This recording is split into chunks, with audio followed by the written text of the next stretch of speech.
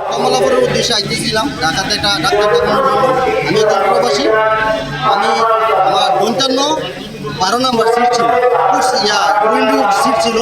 হঠাৎ করে এত বড় একটা ডিল এসে আমার এখানে পড়ে, আমার সানগ্লাসটা বাইঙ্গা কয়েকদিন চলে গেছে। আর এই জায়গার মতো ব্যথা হয়েছে, এই জায়গার মধ্যে প্রচুর পরিমাণে ব্যথা, যা বলার কোনো ভাষা নেই। আমি অ্যাক্সিডেন্ট পরে এখন আবার ফিরা বাড়িতে চলে যেতেছি।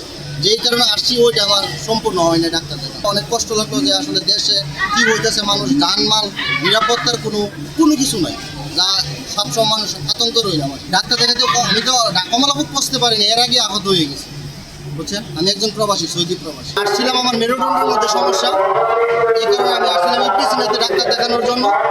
তো আহত হয়ে ডাক্তার দেখাতে পারিনি, ফির চলে যেতে স্যার।